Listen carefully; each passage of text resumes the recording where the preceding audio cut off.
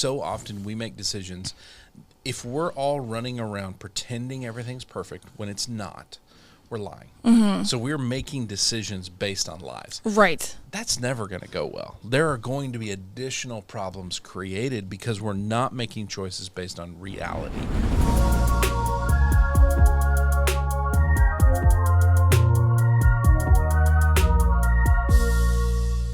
Hey everybody, welcome to the Leader Lab. This is Leadership Shorts.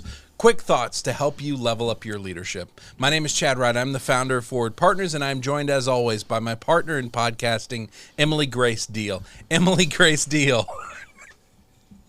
This is the first post-lunch episode. I'm feeling it. Emily Grace Deal, what are we talking about today? Well, we talk about vulnerability in leadership. Yes. It's also one of the scariest topics. It terrifies most leaders. It shuts them down sometimes. Yes. Yeah. Well, I mean, anybody. Yeah, that's fair. That's true. It's not just leaders. It's everybody. There are very obvious benefits to vulnerability. Yes. But what is one of the secret benefits that isn't so obvious? So one that doesn't just stand out. Right. I think at the base of vulnerability, what's interesting is when we as leaders model vulnerability, our people open up more. Mm-hmm. And in opening up, I think the secret benefit of it is that we can start to make decisions based on truth. Okay. I think normally we make decisions based on just what we see, but if what we see is a bunch of people that are just pretending they've got it figured out, we're not really making decisions based on truth. Right. Or you don't have to communicate. Like if your people don't feel like they have to communicate what they're going through until it's gotten to like catastrophic event. Right. Yeah. Then you just are kind of walking around blind, assuming that you know what's going on. Yes. If you were going through something in your personal life that was really catastrophic and really draining you, and I didn't know that, and I'm like, here's 17 projects that I would normally dump on you. I'm just expecting you to get those done because it's normal, right? Right.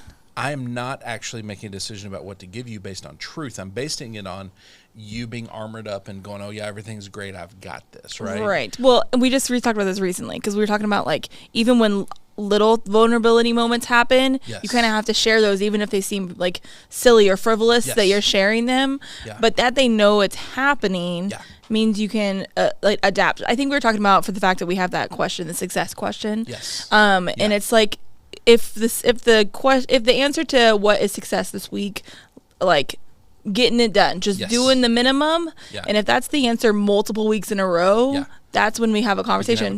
But at least what's going on. Yes, and I think so often we make decisions. If we're all running around pretending everything's perfect when it's not, we're lying. Mm-hmm. So we're making decisions based on lies. Right. That's never going to go well. There are going to be additional problems created because we're not making choices based on reality. And so seeing truth is one of those secret benefits. But I think what kind of stops us sometimes is we're kind of afraid if we open the door to vulnerability, we got to be able to solve all those problems. Oh, yeah. And the reality is we can't. And I was listening to a thing with our favorite Dr. Brene Brown, and she was talking about this rhythm they created in COVID where they would get with their executive team and they would do a 2-word check-in before every meeting. 2 words to represent where you're at. What are you in the middle of? Are you frazzled and scared? Are you excited and energized? Like, what are your 2 words? Whatever they are.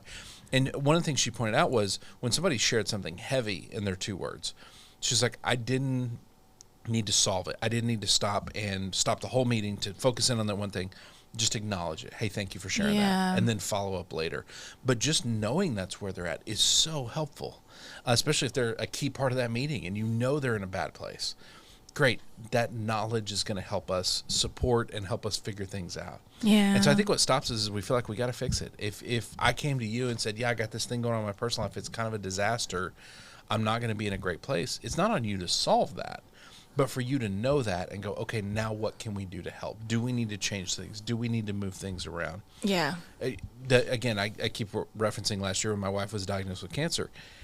Let's pretend that I walked in and didn't say a word. Yeah. I'm just like, this catastrophic thing in my personal life, and I don't say a word to y'all. You just start to experience a really bad version of me that is like angry all the time and stressed out, and you have no idea what's going on.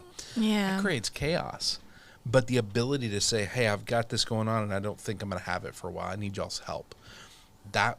It was beautiful because y'all got to help, right? Yeah, and we got to keep moving forward together. We made sure we didn't get stuck.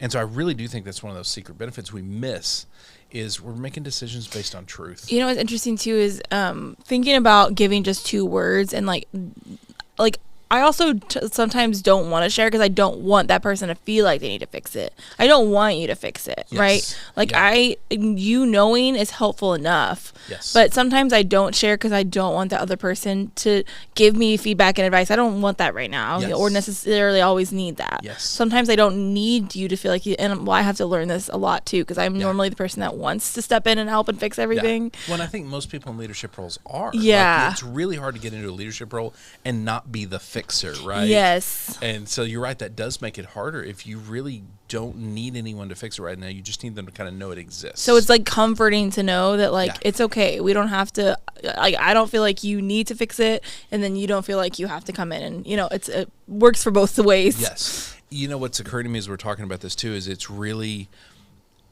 doing vulnerability well and in a healthy way requires practice. Yeah. Like as we're talking about it even, I'm like, oh, nobody's going to be good at this from the start. Like you really have to display that vulnerability as a leader. Your people respond with vulnerability.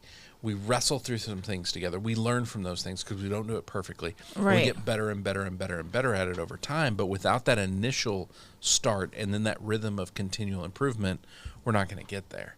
And so I think this is really a good example of something simple because we get tripped up all the time by, we made a choice to move in a direction and then it just didn't work.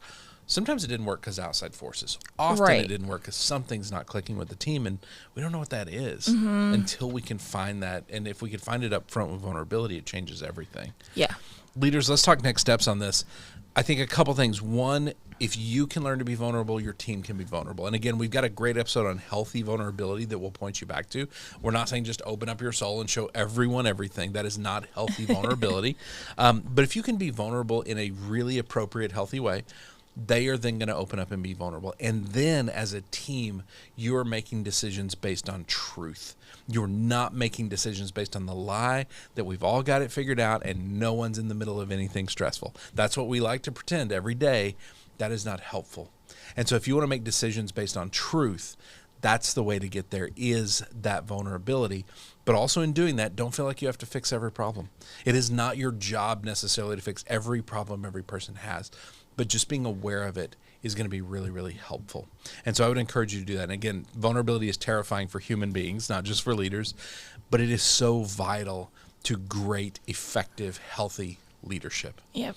Emily, if people want to send us questions, if they want to remind us how much they don't like vulnerability, where would they send that to? lab@forwardpartners.net. lab@forwardpartners.net. If they want to find us on social media, we are all over LinkedIn, Facebook, Instagram, putting out content all the time about leadership. Where do they find that? @forwardpartner. @forwardpartner. Thank you for co-hosting. Thank you. John, thank you for producing. And thank you for watching. Thank you for listening. Please share this with leaders that you think it would be helpful for. All these conversations are meant to just educate and help you understand you're not alone. So share this with some other leaders. We will see you next time right here in the Leader Lab for Leadership Shorts.